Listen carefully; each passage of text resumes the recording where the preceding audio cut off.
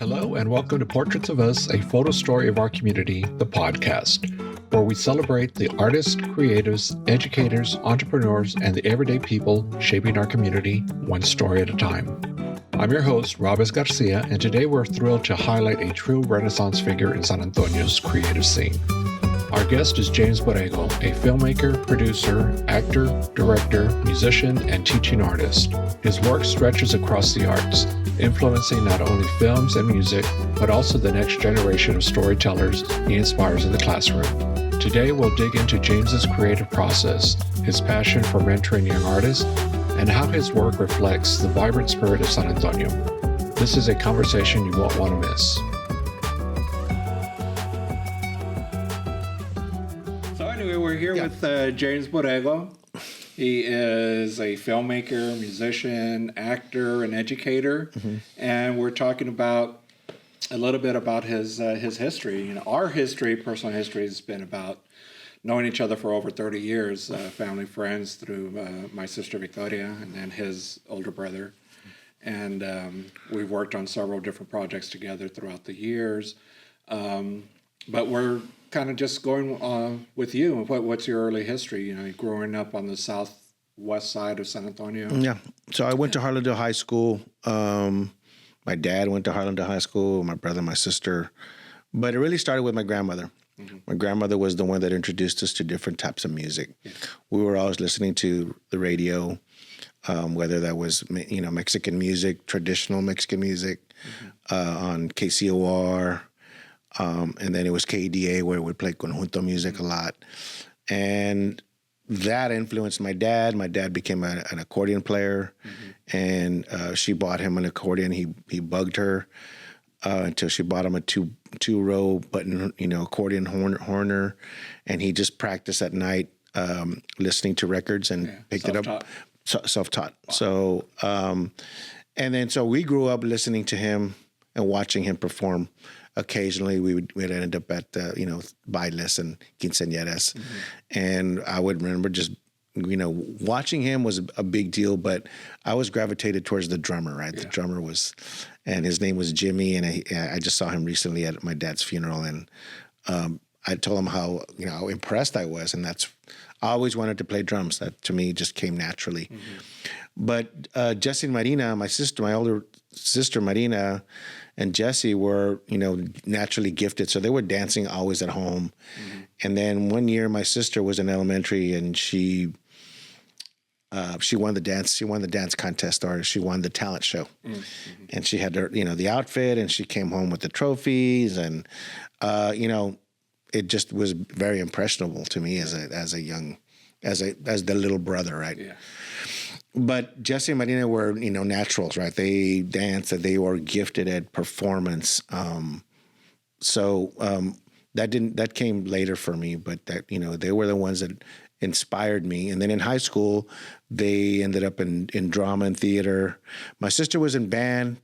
I never get a chance to be in band. We're family. My parents went through a divorce. I didn't really get to join the band.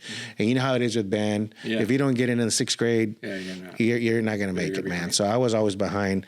I always wanted to play music, but it just never. During high school, that never happened.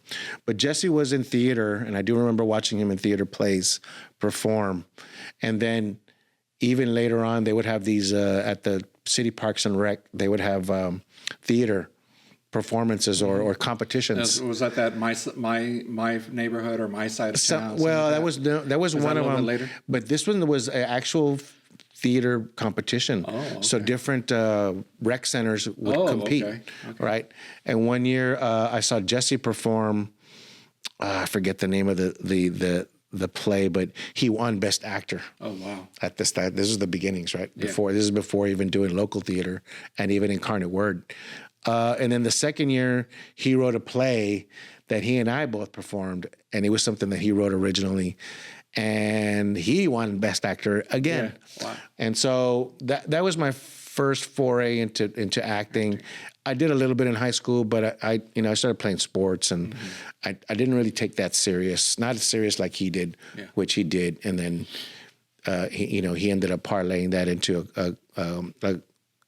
Incarnate Word College, where he went to college and all that. But it was just a matter of me just watching them develop, and then, being interested. I never thought I'd end up doing it, but it was always something that I thought, I'd like to try this out, right? So after high school, did you go straight into the military, or did you go to college No, I joined the military right away. I mean, I joined, pre-enlistment. I was 17 years old. And that was the United States Air Force? Air Force, yeah. I went to the Air Force, and I didn't travel much. I went to Europe briefly, and then I came back, ended up in San Antonio.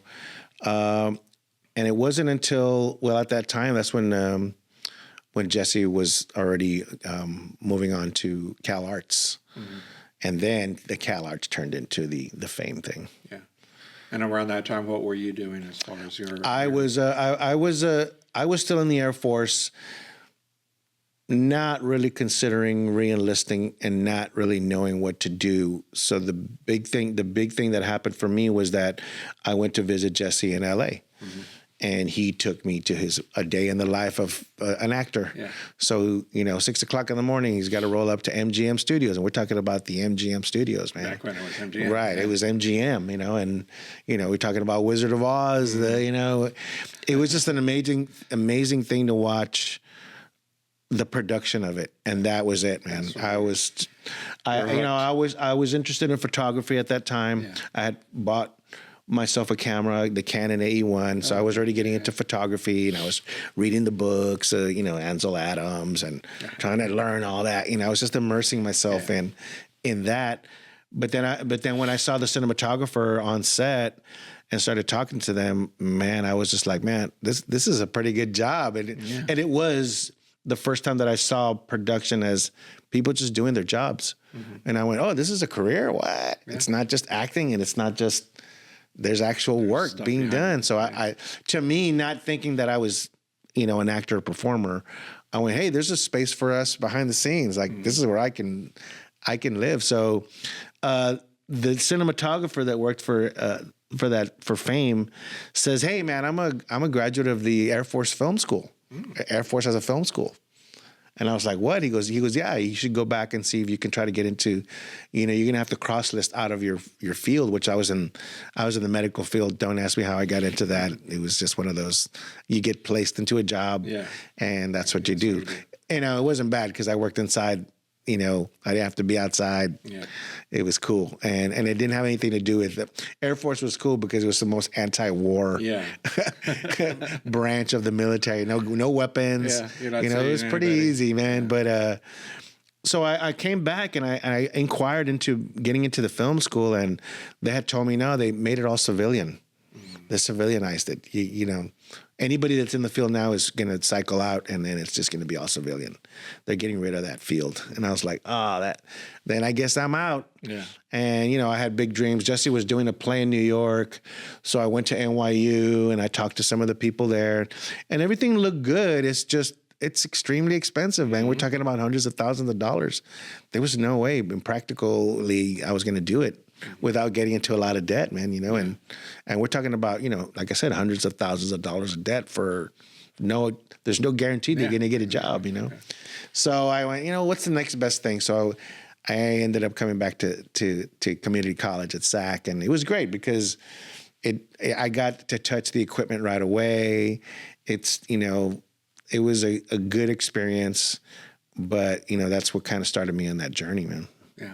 And you've worked on several different projects since then, as on the camera crew, and what other aspects of production? Oh man, I've pretty much done it all. I've worked in the sound department, camera crew. I've worked in as a production assistant, on-set production assistant with the assistant directors.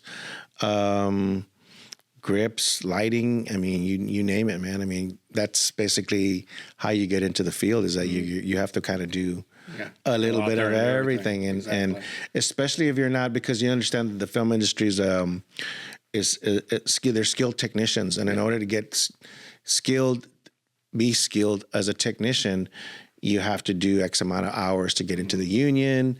And then once you're in the union, then you can start following a path, right?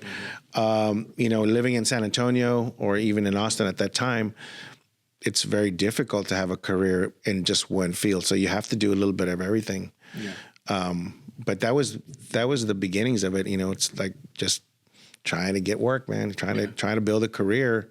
And it takes a while to build a career. You know, I tell a lot of students, like, don't expect that the first, couple of years out of college that you're going to be rolling bank, man. You're going to do a lot of different things until you find your groove and your niche, and then you can take off from there.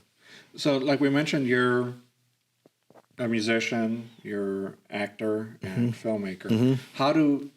How does working in all those three genres, or having worked in all those three genres, kind of incorporate what made you successful as a filmmaker, and what you do and how you're doing it? Each of them I see as a step, right?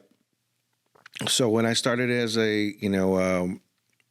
basically as an actor performer in high school, and even in like doing the plays that I was doing with Jesse, it just created a creative.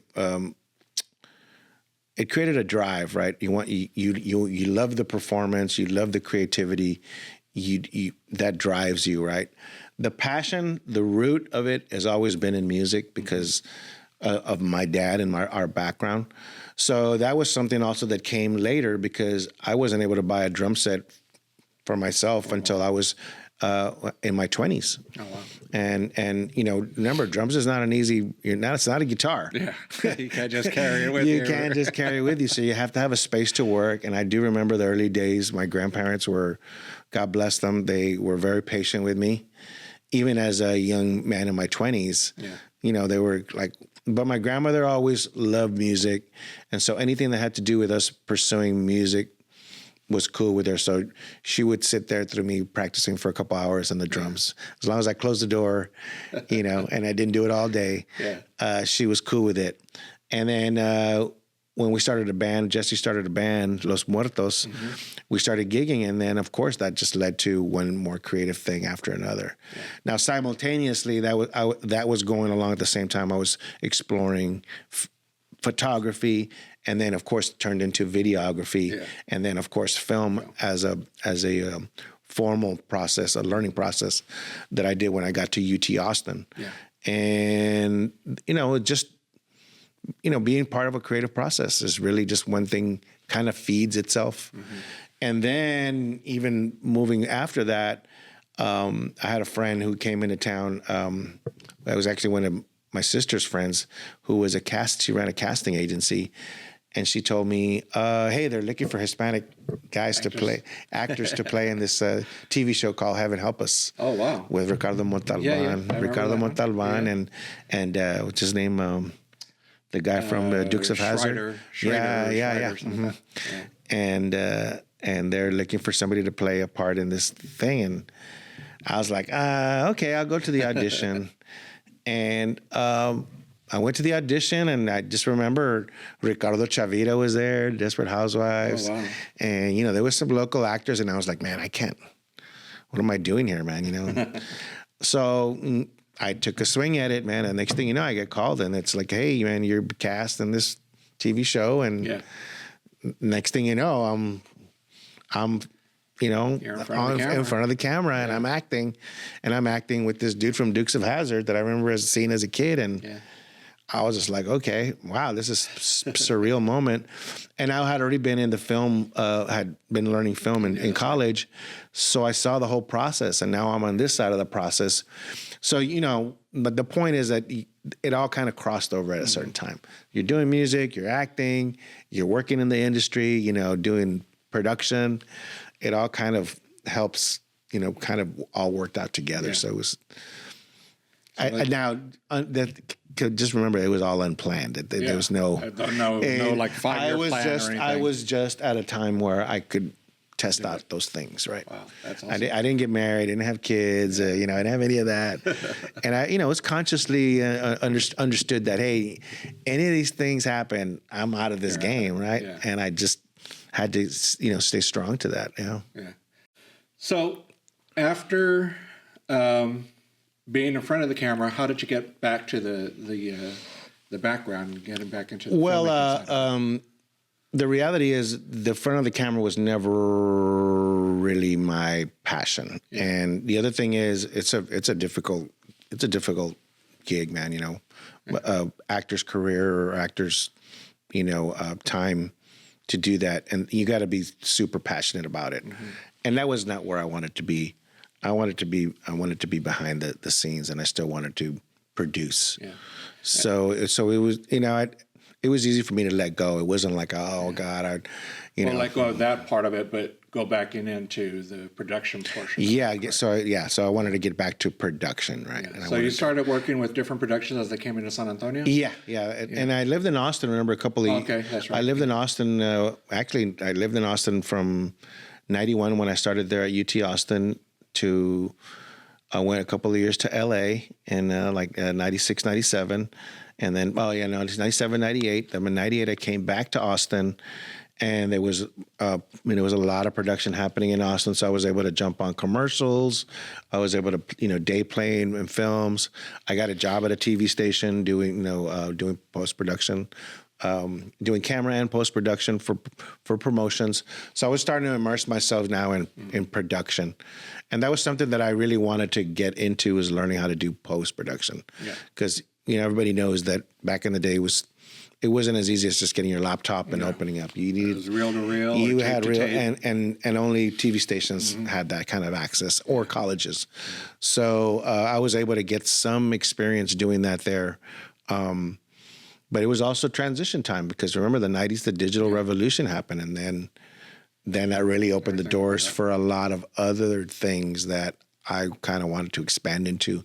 And like I said, one of them was really learning post-production editing in this new digital format, right? So it was the times that were changing at that, at that point in my life. So it was easy to start pursuing different things and not having to worry so much about, I'm just a one-dimensional artist. Everybody knows in San Antonio, you got to have multiple hustles going, man. Yeah. If not, you're going to dry up, man. Film is not. And Austin at that time, even then, living in Austin was getting expensive, man. I mean, we're talking about at that time, even $1,000 rent. Wow. In the 90s, late 90s was too much. And what are you doing? So I came back to San Antonio, and it was weird because in San Antonio at that time, that's when Latins Anonymous happened, dude. Right. Yeah. And I had just done Latins Anonymous in Austin with Max, right? Yeah. Parrilla. And, that was I hadn't acted in several years. Yeah. And Rodney goes, hey, we're casting this play. You want to audition for it? Same thing again, right? Yeah. So Latins Anonymous was a theatrical play. Yeah, theatrical play. Yeah. It was skit comedy, and I had never done skit comedy. And at that time, the Culture Clash and all those types of shows were happening, and it was something that I wanted to explore. I'd never done comedy like that, and so I go to the audition, and I knew Rodney, but I didn't know him like he was going to give me the part. Yeah. So I auditioned for it, and boom, next thing you know, I'm acting, and I hadn't done it in a long time, dude. Yeah. And now I'm like in my mid-30s, so I'm not a kid anymore, right? I don't feel that youthfulness. It's kind of odd for me. Yeah. But it was a great show. We did well enough. Then Max wanted to do it here in San Antonio. I moved back to San Antonio, and we did it at the Jump Start, and it was just another amazing experience where I was like, wow, this is comedy. Comedy acting was something totally different, right? It's different than dramatic acting or just bit playing, right? So it kind of brought me back, and then production started happening again in San Antonio. So yeah, it was a couple of years there of, moving in and out, right? A little bit of the acting, a little bit of this. Music was always there. I was playing in a couple of bands. Nothing serious, just making sure that I kept my chops up and enjoyed having fun doing it, right? So, the late 90s was a fun time, man. Early 2000s. Yeah, that was a lot of productions. It was a lot of productions, man. So Selena, that was... Oh, yeah. I mean, all the Pretty Horses, Selena, even portions of the Jim Carrey film was here. Yeah, exactly. Like so there was a little bit of movement as far as production happening, and it kind of kicked things off. But, Yeah, well, I remember when I first started on my first like real Hollywood production was on fotonovelas. And just like we talked about earlier, where when you get into it, you gotta earn your chops in doing different things. And when I started on that production, I was hired as a set security, and my friend, Janet Rojas hired me. Yeah, what are you doing? He's like, my brother and I had just started our company, but it wasn't really taking off just yet. So I said, I can spend a couple of days. What does set photographer do or set security do? Oh, when everybody goes to lunch, you just stay on the set and make sure nobody messes with any fire watch. All right. And little by little, we started talking to some of the crew people, some of the the camera guys. I think it was Isaac from Scorpion out of Houston, correct? Was helping on the camera crew on that, and then you were on the camera on that side of it too. And Second that's AD. Where, yeah, exactly. That's where I got my my like my ganas to this. Yeah, this I is remember, man. My degree's in marketing, which is something totally different. I worked in corporate America for several years and stuff. And then my brother and I started a web and graphic design company. And just worked on that. But then when I went after this production, I brought in production to our company. So we started doing small videos and commercial stuff like that. But yeah, it started off on that.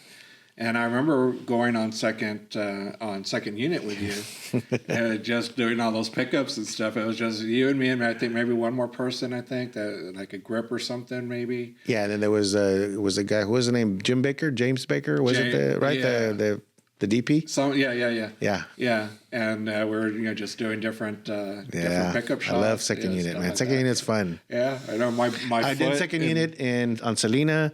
I did second unit on Miss Congeniality. Oh yeah. And then second unit was anytime somebody said, we need somebody for second unit, I always volunteered because it helps you get away from the main unit. Sometimes, everybody knows in film production or set. You can see those little cutaways and, hey, that shot that. And it gives you a little more creativity. I remember your hand is used in one of the scenes with the little Santo. With the saint, My foot was used inside a boot for the older gentleman. Yes. The senior, Santos fall and stuff. And that one was directed by that whole series was written and directed by Carlos Avila. Yeah. And at that time, when I actually went on to the camera side, he kind of became my mentor. It was great. Carlos is great, and the very first fotonovelas, the first series. Remember that? Yeah, the very first one. God, man! So that was what made me want to work with him because I loved that very first run of it. That was So then from there, and all those productions that came through through there, and you're working on different things. How did you become, or how did you get into the education portion of it? Coming here. So after the mid 2000s, I had kind of hit a crossroads where production definitely had dried up, and at that time I was doing a lot of sports broadcasts. Oh, okay. Spurs, football games, traveling a lot. Broadcast production was totally different than film production. But yet I always looked at it as something that I can always learn from any production. Like, my degree is in RTF communications, right? So I always had the ability to be able to move between TV, film, sound, audio, whatever it took, any type of production. I felt I had the skills enough to be able to work. So at that time, as a matter of fact, I was working on a music video. No, actually, it was not a music video. It was a live, what was the name of the group? It was a live performance in Austin from La Zona Rosa that was being broadcast to a movie theater. Oh, okay. Right? Wow. And the name of the group was called something about soup. And it was very popular, and we were doing production. It was multicam production, but it was a concert. And one of the guys on that production, his name was Gerard Bustos, and Gerard Bustos was my buddy from San Antonio College. And I was like, "What are you doing?" He goes, "I work for this audio company, and they're the ones that are doing the mix." And it's like we're talking about a huge audio production trailer. Yeah. So he shows me his setup and all that. And he goes, "Well, what are you up to?" And I said, "Dude, I've been freelancing, and it's drying up, man." I said, "I got to look for something more permanent." I was already, like I said, I was already in my mid 30s. So he goes, hey man, I work at UTSA as a producer, and we're looking for a shooter. We're looking for somebody that could shoot. I was like, yeah, I can shoot. So one thing leads to another, and I ended up getting a job at UTSA, working at university for a communications department that's doing video, right? And they're doing live production, they're doing promos.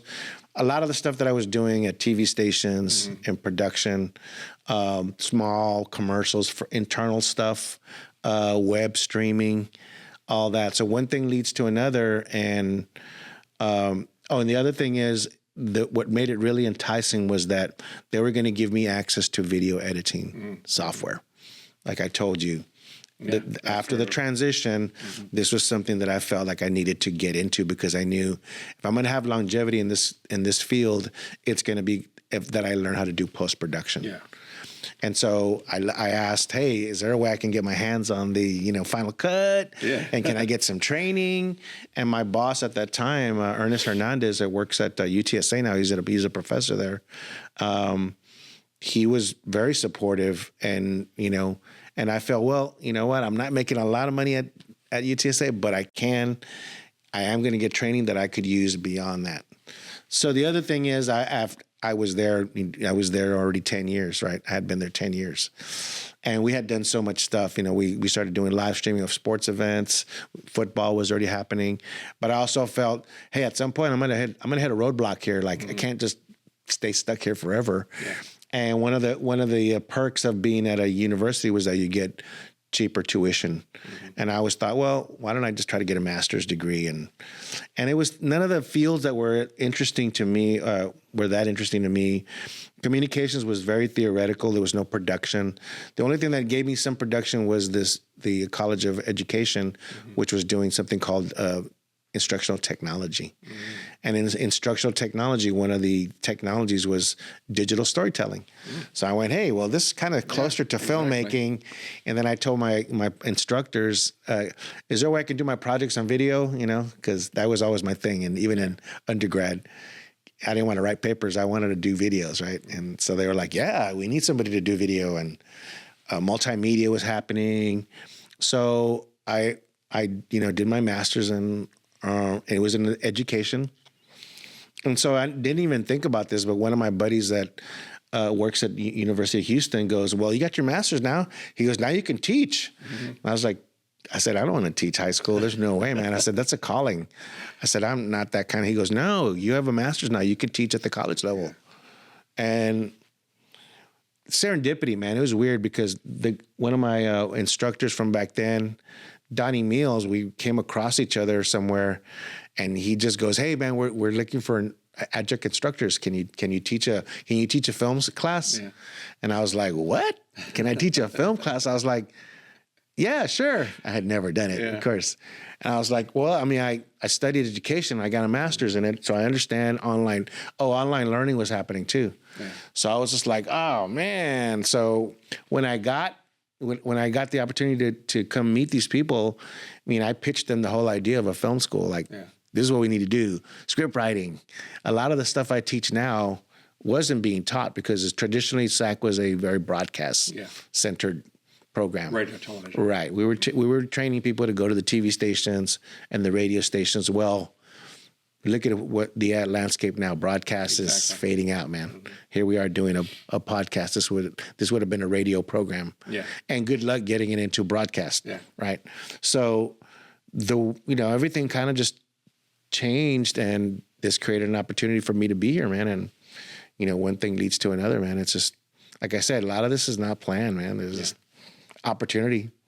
Well, now you've had the chance to mentor. You've been here.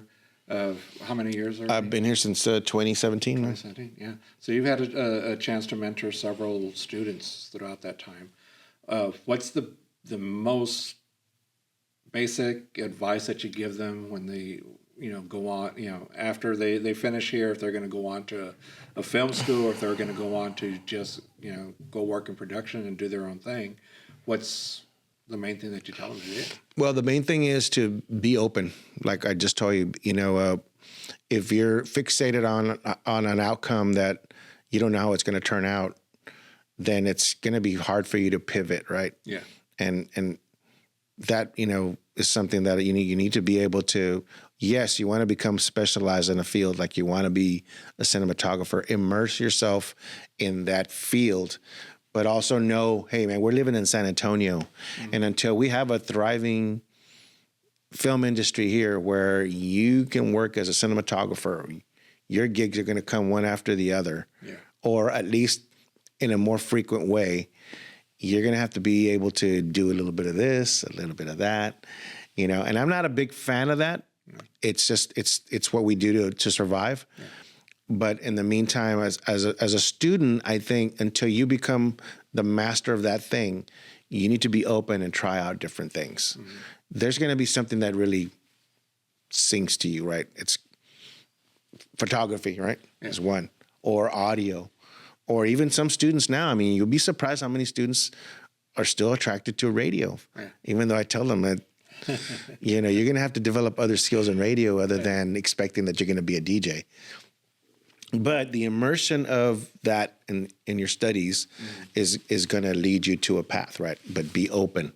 Don't get closed. Yeah. And then be patient. Patience is, look how long it takes, man, to get a career where you can make a decent living. Mm-hmm. It takes a while, man. Yeah. It takes, luckily, you're lucky if you get something in 5 years. You're lucky if you get something in 10 years. Because sometimes it takes that long before you make the connections, before you become really skilled at something. Because when you're only a part-time here and a part-time there, it's hard to get the experience, right?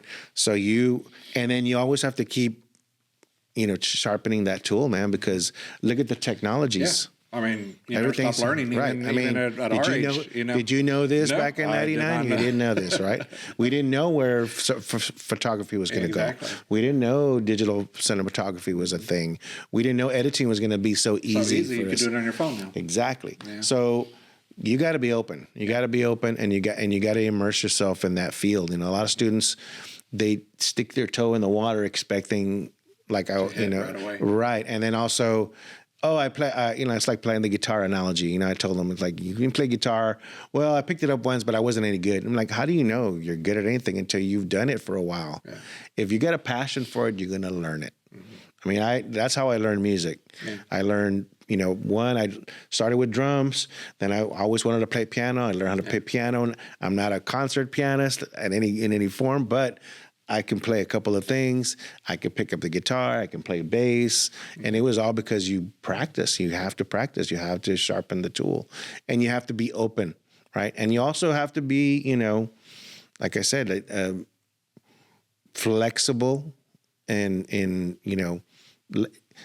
life is not linear, right? It's all ups and downs. Things happen. You got to be ready for those things, So the students nowadays, though, are in a way better position than you and I could ever be, man.